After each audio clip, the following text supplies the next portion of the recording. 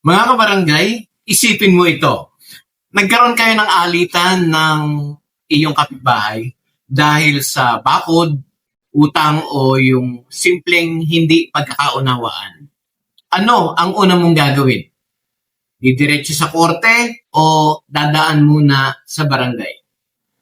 Marami pong tao ang agad iniisip na yung korte ang pinakamabisang paraan para makakuha ng hustisya. Pero alam nyo ba na sa maraming kaso, mas mabilis, mas mura, at mas magaan ang proseso sa barangay? Mga kabarangay, ito pong video ito, ang context po nito na alam ng barangay ang ginagawa. Matitino yung mga lupon tagapamayapa. Yun po ang context nito. Okay, pag-usapan po natin ngayon ang isa sa pinakamahalagang benepisyo ng ating barangay justice system o itong katarungang pambarangay. Ang cost effectiveness o pagiging matipid nito kumpara sa pagdulog sa korte. Tatalakayin din po natin dito kung bakit ang court proceedings ay maaaring maging napakamahal, matrabaho, matagal, at nakaka-stress. Magandang araw mga kabarangay, kumusta na po kayo? Simulan po natin dito sa ano ba yung cost effectiveness. Ang cost effectiveness ay nangangahulugang nakakamit mo ang isang layunin nang hindi gumagastos ng malaki. Sa katarungang pambarangay, halos walang gastos. Very minimal nga lang yung filing fee. Hindi mo na kailangan kumuha ng abogado. Sa halip, ang punong barangay at ang lupon tagapamayapa ang tumutulong upang magkasundo ang nag-aaway na partido. Dahil po dito, malaking tipid sa pera ang naibibigay ng barangay dispute resolution. Okay, tingnan po natin yung barangay versus court proceedings. Pag pinag-usapan ng gastos sa barangay, libre o napakaliit lamang ng iyong gagastusin. Hindi kailangan ng abogado. Walang mahal na filing fees. Kaunting pamasahe lamang ang kadalasang gastos. Minsan nga wala nilalakad mo pa yung papuntang barangay hall. Sa korte, iba ang usapan dyan. Kailangan mong magbayad ng filing fees.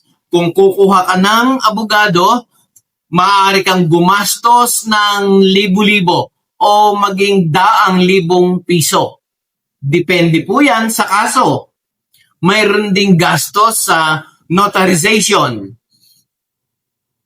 photocopy ng mga documents, transportation, at iba pang mga miscellaneous expenses.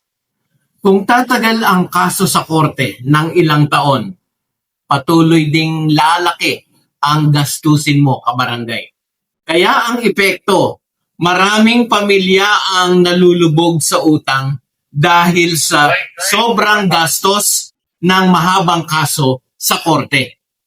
Pagdating naman dun sa hassle o abala, sa barangay, simple lamang ang proseso.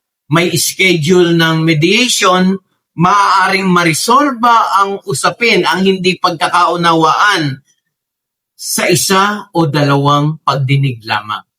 Sa korte, maraming dokumento ang kailangang ihanda. Maraming requirements. May iba't ibang hearings. Minsan ay naaantala ang mga hearing dahil sa iba't ibang dahilan. Paulit-ulit na pagpunta sa korte.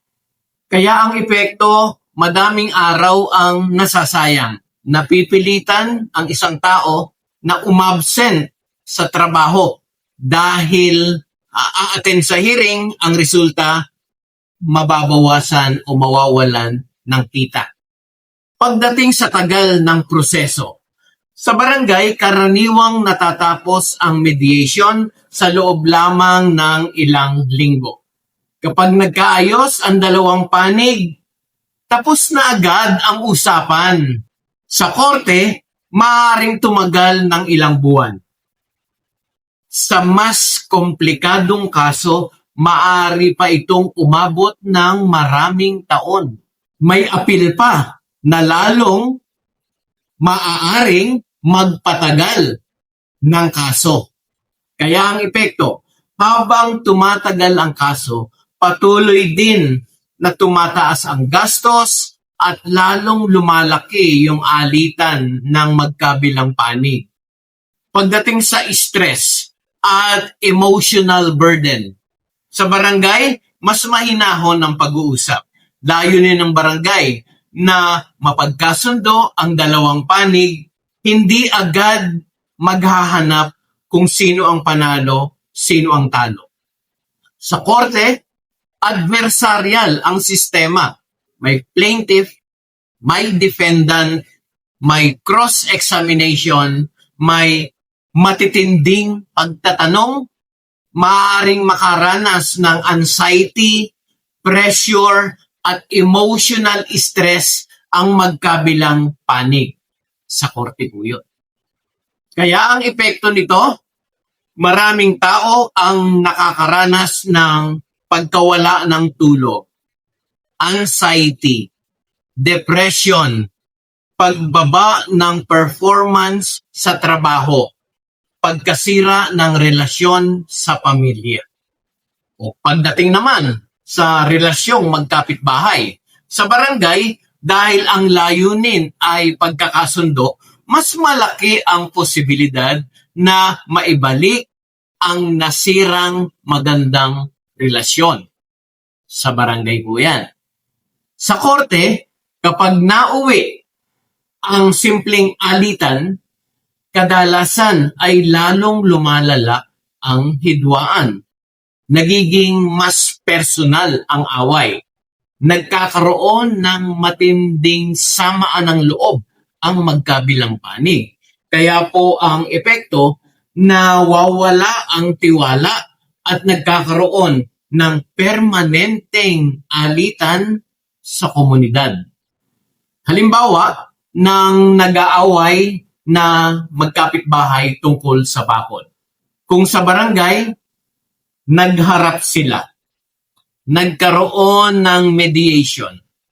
Nagkaroon ng maayos na pagkakasunduan. Natapos ang usapin sa loob lamang ng ilang linggo. Halos walang ginastos. Kung sa korte, nag-file ng kaso, nagbayad ng filing fee, kumuha ng abogado, paulit-ulit na hearings, tumatagal ng mahigit 1 taon, libo-libong piso na ang nagastos, at hanggang matapos ang kaso, wala pa rin silang pagkikibuan. Sa madaling salita, magkaaway pa din. At ito po ang mga positibong epekto ng barangay settlement. Una, nakakatipid ng pera ang magkabilang panig dahil hindi na kailangan dumaan sa mamahaling legal na proseso. Ikalawa, nakakatipid sa oras dahil mas mabilis ang pagresolba ng usapin kumpara sa pagdaan sa proseso, mahabang proseso ng korte. Ikatlo, nababawasan po yung stress at emotional burden ng mga taong sangkot dahil ang layunin ng proseso ay magkasundo ang naglalaban. Pangapat, napapanatili po dito yung magandang samahan ng mga magkakapitbahay sa buong komunidad. Ikalima, nababawasan ang dami ng kaso na dinadala sa korte. Kaya nagkakaroon ng mas maraming oras ang hukuman upang tutukan ang mga seryoso at komplikadong mga kaso. Kaya po sa kabuuan, nakikinabang hindi lamang ang individual, kundi pati ang buong komunidad at ang sistema nating panghukuman. Kung atin pong gagamitin ng tama itong barangay justice system. Kaya bilang panghuli mga kabarangay, hindi lahat po ng problema ay kailangang idaan agad sa korte. Sa maraming sitwasyon, ang katarungang pambarangay ay isang praktikal, mabilis, at matipid na paraan ng pagresolba ng alitan.